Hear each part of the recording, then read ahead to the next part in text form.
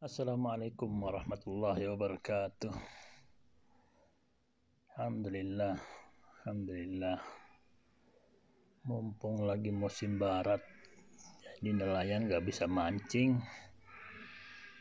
Temen pada nawarin ya, Mas, daripada YouTube-nya kosong mendingan bikin podcast. Podcast itu apa? Saya juga gak ngerti. Saya gak ngerti podcast, Mas. Saya cuma taunya casting. Itu pun gak jago-jago amat, Mas. Casting gak taunya cuman mancing, Mas. Jadi modal dari ajakan teman-teman, ya coba aja dulu, Mas, katanya.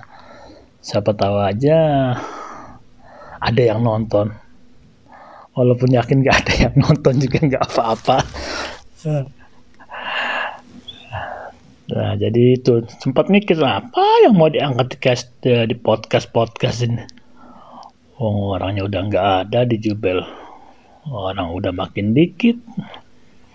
Terus semuanya juga pada sibuk dengan kerjaan masing-masing. Tapi saya keingat jadi, kenapa saya coba nggak angkat aja cerita-cerita teman-teman dulu. Hidup di sini udah lama, banyak kisah-kisah yang lucu. Sebagian kisah juga ada yang saya videokan dan saya masukkan di YouTube tentang kisah-kisah bagaimana mereka bisa sampai ke Jubel dari cuman bermodalkan pengalaman kerja sebagai penjaga mesin genset, terus bisa kerja di Saudi Arabia.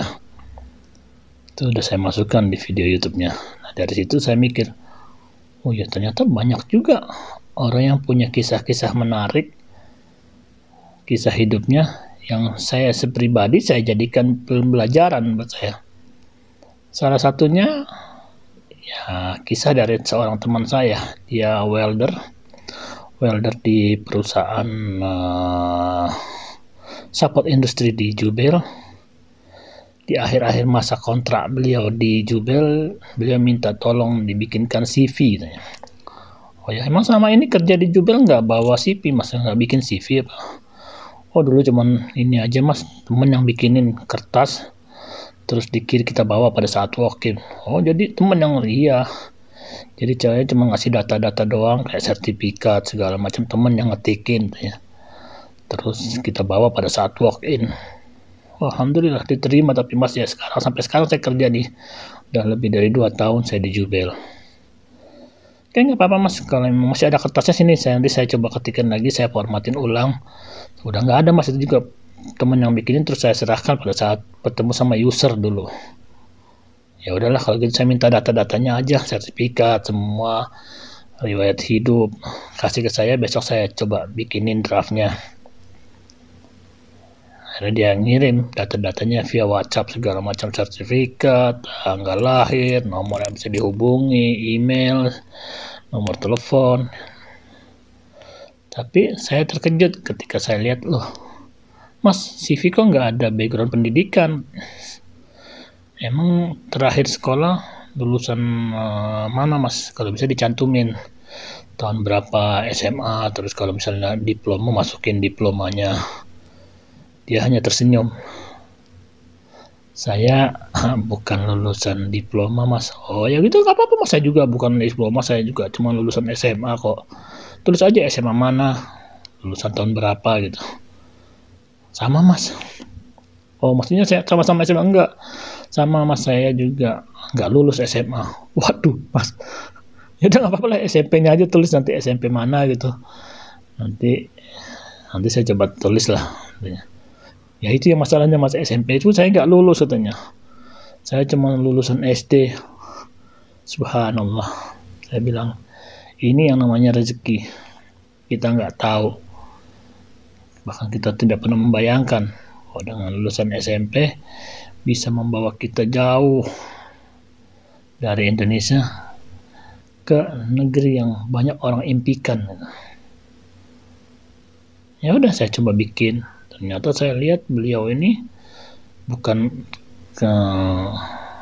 saya pakai bahasa saya itu bukan orang yang sembarangan, karena dia punya riwayat pekerjaan yang cukup banyak. dari satu proyek ke proyek yang lain. Jadi, saya tanya, setelah saya bikinkan CV-nya, saya ajak ngobrol. Sayangnya obrolnya nggak ditulis direkam di video, karena hanya obrolan di mana kalau nggak salah, di tempat sarapan pagi. Gitu saya tanya, Mas udah jadi CV-nya, udah saya kirim ke WhatsApp. Iya makasih Mas, katanya. Saya bilang kan, mau nanya boleh nggak? Boleh.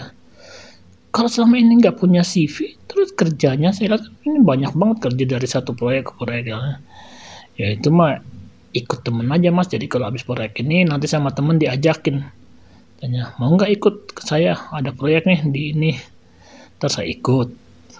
Atau habis lagi nganggur beberapa bulan, ada teman lagi, yuk kita pindah ke sini, ada kerjaan di sini nih, butuh ini, saya ikut lagi. Alhamdulillah saya lihat dari riwayatnya itu dia nggak pernah di tengah jalan tuh berhenti, rata-rata semuanya habis kontrak dan putus dengan